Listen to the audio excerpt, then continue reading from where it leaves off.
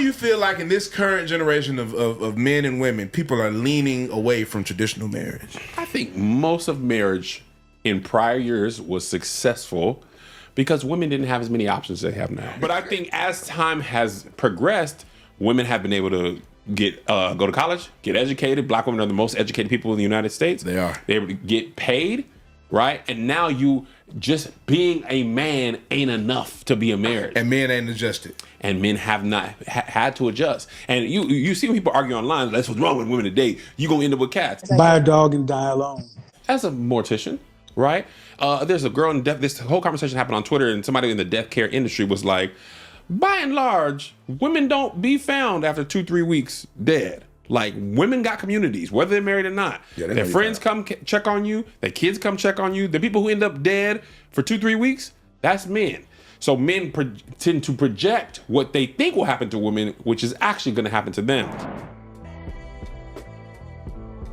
And then secondly, when you see people out here, their dating marketability, okay, I'm gonna sound a little bit like Kevin Samuels, rest in peace of the OG. You know, people are kind of, like, they not thinking when it comes down to, like, baby, if you over 38 years old, you can be as successful as you want to be, but don't no woman want to go home and have to take that trash out. She don't want to go home and sleep in that bed by herself. She doesn't want that. You understand what I'm saying? Now, the market is real pissy in the water. I will say I hear that a lot. There's some doodle in there too. Some doodle? A little Because vomit. in Atlanta,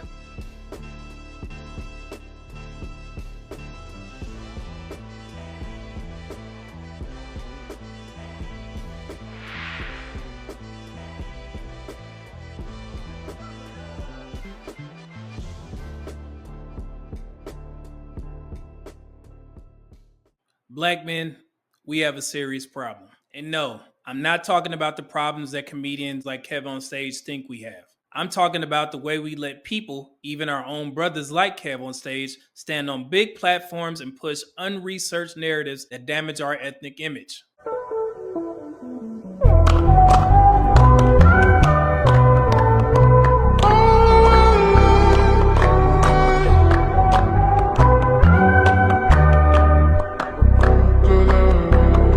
Recently, Kev on stage decided to respond to the late Kevin Samuels' phrase, buy a dog and die alone, which was directed at Black women's low marriage rate. buy a dog and die alone. Buy a dog and die alone. Buy a dog and die alone. I don't feel like a man need a woman. Mm-hmm. I feel like women add value. What And value do you bring?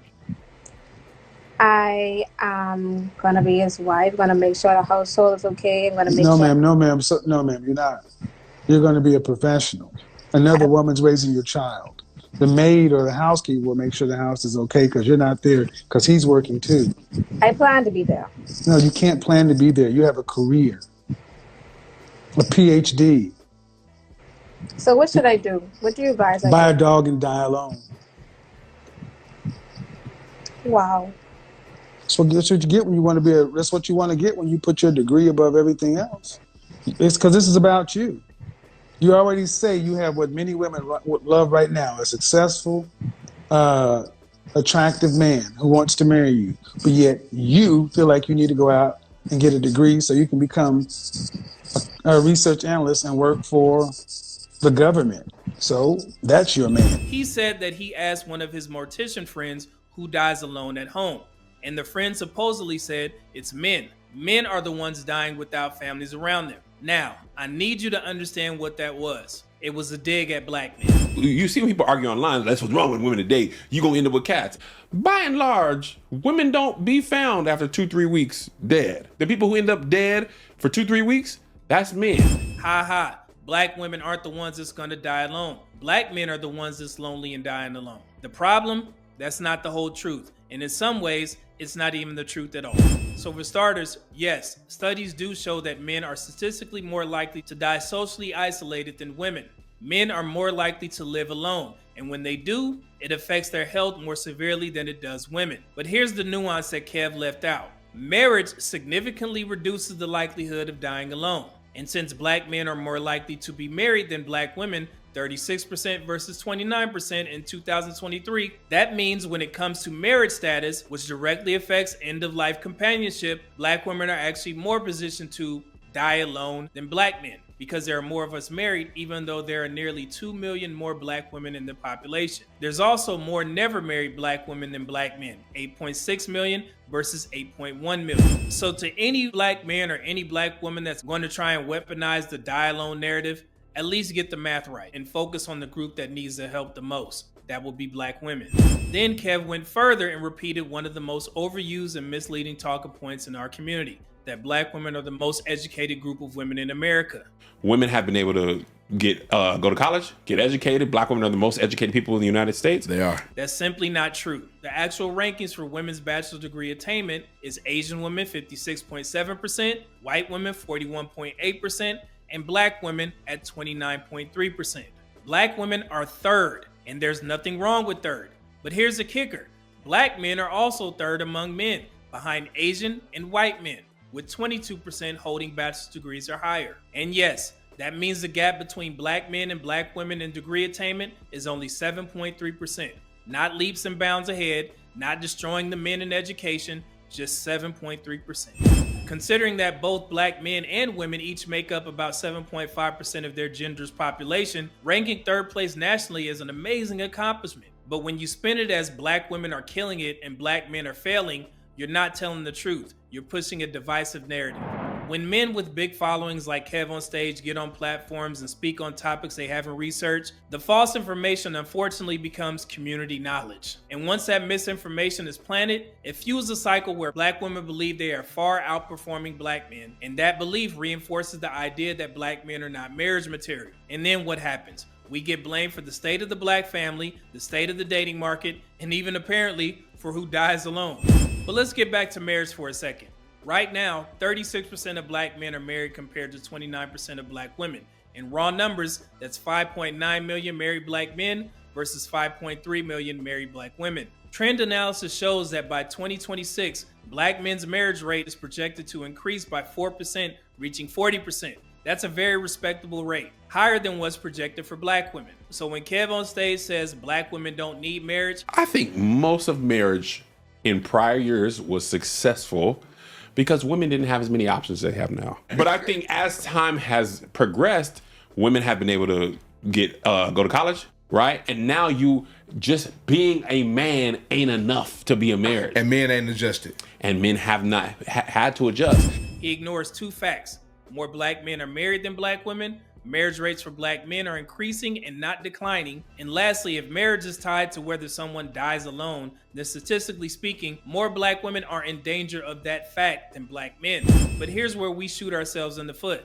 Black men are the most self-deprecating group of men in the world. We will downplay our wins and broadcast our losses openly. Most of our community doesn't know how well Black men are actually doing because they're either misinformed or getting their facts from unverified sound bites. And when someone finally does present the truth, it gets brushed off as, oh, it's not that serious, while the lie has already been shared thousands of times. And the worst part, some of the biggest platforms handing out the microphone to people spreading these lies are run by Black men. Black men are attacking Black women.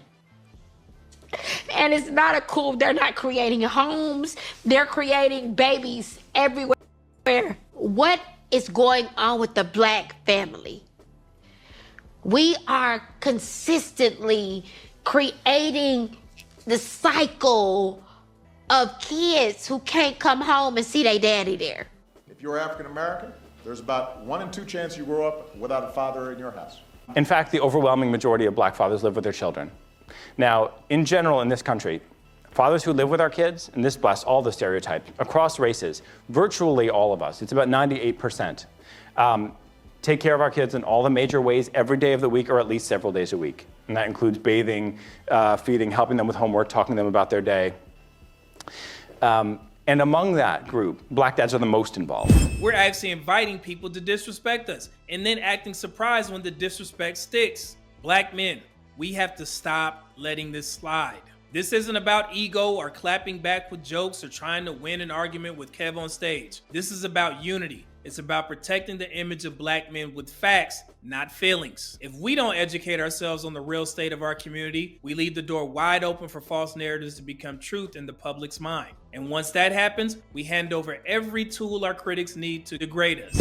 Now, once I tag Kev on stage in this video, I'm pretty sure he's gonna say it was just jokes. But jokes can easily become cultural beliefs when they're repeated often enough. And the next time somebody says black men aren't educated, aren't married, and are doomed to die alone, they'll be repeating the joke, but believing the lie.